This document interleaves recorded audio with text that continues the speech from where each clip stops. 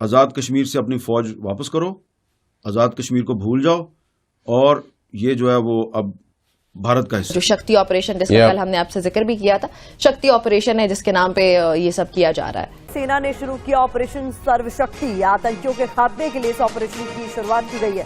Bharat line of control پر کسی بھی adventure سے باز رہا ہے، ورنہ انتہائی افسوسناک یہ واقعہ ہے.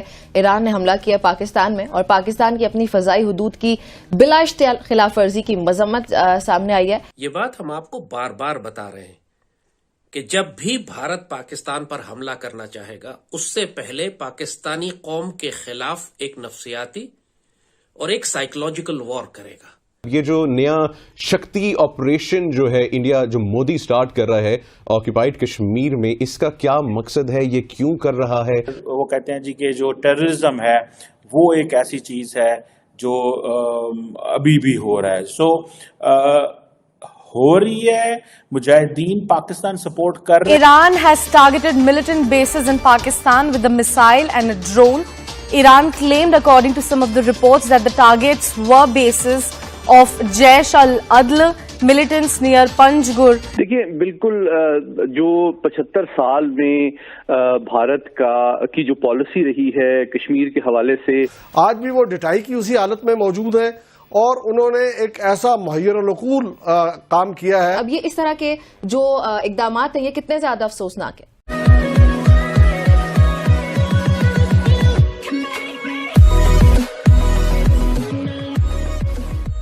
نمسکار دوستو، اب یہاں پر زید حمید کا کہنا یہ ہے کہ جب کبھی بھی انڈیا کو لگے گا کہ this is the right time to attack on Pakistan, اس سمے پر وہ پاکستان کے اندر انسٹیبلٹی کریٹ کرنے کی ٹرائی کرے گا، جو کہ فی الحال کمپلیٹ ایک دم پرفیکٹ سیناریو ہے. اگر آپ پاکستان کی سچویشن دیکھو تو ایک دم کیوس مچا ہوا ہے، کوئی بھی پولیٹیکل اسٹیبلٹی ہے نہیں، کوئی بھی کبھی بھی آ جاتا ہے، کبھی بھی چلا جاتا ہے. اور اس کے علاوہ سچویشن یہ ہو جاتی ہے کہ بھائی پتہ ہی نہیں چلتا کہ بھائی بے روزگاری مہنگائی کم کیسے کرے. اگر مان لیجئے کہ کوئی بھی گورنمنٹ آتی ہے، پچھلے 2-3 اگر آپ پرائم منسٹر کو بھی کاؤنٹ کر لو تو بھی آپ کو پتا نہیں چلے گا کہ لوگوں نے کیا کیا آخر. ٹھیک ہے، اس کے علاوہ بے روزگاری مہنگائی جیسے میں نے کہا، اور اس کے علاوہ اگر آپ دیکھو تو ڈالر کے سامنے پاکستانی روپیہ جو پٹ رہا ہے، وہاں پر بجلی کے دام، پیٹرول ڈیزل کے دام جس طریقے سے بڑھ رہے ہیں، مان لیجئے انکم نہیں ہے. اگر آپ مہنگائی بڑھ رہی ہے لیکن ساتھ میں انکم بھی بڑھ رہی ہے تو ٹھیک ہے، سب کچھ ہو سکتا ہے. لیکن صرف مہنگائی بڑھ رہی ہے، انکم بڑھ نہیں رہی، تو کیوس مچنا تو عام بات ہو جائے گی. اور پھر وہی ہوگا، لوگ سڑکوں پر اتریں گے، ایک سمے تک ویٹ کریں گے، اس کے بعد سڑکوں پر اتریں گے. اور اگر مان لیجیے ایسی سچویشن میں انڈیا اٹیک کر دیتا ہے تو پھر تو نشچت ہو جاتا ہے پاکستان کا ٹوٹنا. اسی کے ساتھ ہی ویڈیو شروع کرتے ہیں. اور ہاں دوستو، ایک اور ریکویسٹ ہے آپ سے کہ کرپیا کر کے ہمیں سپر تھینکس کے مادھیم سے مدد کرنا نہ بھولیں. انتہائی افسوسناک یہ واقعہ ہے. ایران نے حملہ کیا پاکستان میں، اور پاکستان کی اپنی فضائی حدود کی بلا اشتعال خلاف ورزی کی مذمت سامنے آئی ہے. ایرانی ناظم الامور کو دفتر خارجہ بلا کر احتجاج بھی ریکارڈ کروایا گیا. اور دوسری جانب بھارت کے یوم جمہوریہ سے قبل مقبوضہ کشمیر کے مختلف علاقوں میں اس وقت قابض افواج جو ہے ان کی جانب سے کارروائیوں کا سلسلہ بھی تیز کر دیا گیا. اور جو شکتی آپریشن جس کا کل ہم نے آپ سے ذکر بھی کیا تھا، شکتی آپریشن ہے جس کے نام پہ یہ سب کیا جا رہا ہے. بہرحال جی، بھارتی فوج نے وادی کشمیر اور جموں کے مسلم اکثریتی علاقوں سے ملانے والی پہاڑی سلسلے پیر پنجال کے دونوں اطراف ایک بڑا فوجی آپریشن شروع کر دیا ہے، جس کو اگین وہ شکتی جس کو ہم لوگ نام دے رہے ہیں.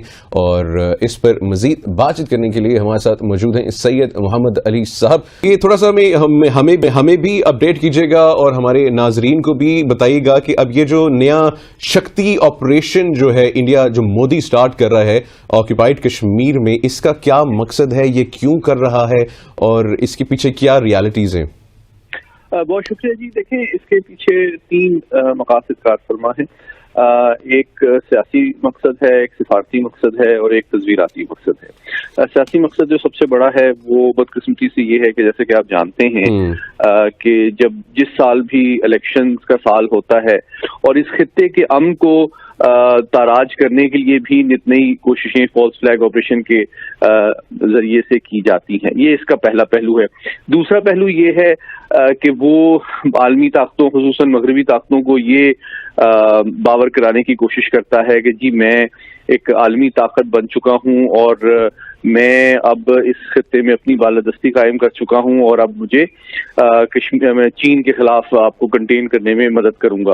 اور جو تیسرا پہلو ہے وہ یہ ہے کہ وہ اس وقت جو پوری دنیا جس طرح غزہ کی صورتحال ہے، یوکرین میں جنگ چل رہی ہے، تو وہ شاید اس کی ایک کوتاہ نظری یہ ہے کہ دنیا کی توجہ اس وقت کشمیر سے ہٹی ہوئی ہے، تو اپنے ظلم و ستم کا اضافہ بھی کیا جائے، اور اپنے مضمون جو سیاسی مقاصد ہیں ان کو حاصل کرنے کے لیے جو عالمی رائے عامہ اور عالمی توجہ ہے اس کے مبذول ہونے کے فیکٹ کو استعمال کر کے کشمیریوں پہ ظلم و ستم میں مزید اضافہ بھی کیا جائے اور اپنے سیاسی مقاصد بھی حاصل کیے جائیں، اور جو وہاں کے حریت پسند ہیں ان کو مزید ظلم و ستم کا نشانہ بنایا جائے۔ اور علی صاحب، اس میں مختلف اقدامات بھی کیے جا رہے ہیں بھارتی حکومت کی جانب سے، مودی سرکار کی جانب سے۔ ایک تو مقبوضہ کشمیر کی جو سیاسی جماعتیں ان پر پابندی بھی عائد کر دی گئی، اور ان کے اثاثہ جاتے جو ان کے اثاثے ہیں ان کو بھی منجمد کر دیا گیا ہے۔ اب یہ اس طرح کے جو اقدامات ہیں یہ کتنے زیادہ افسوسناک ہیں؟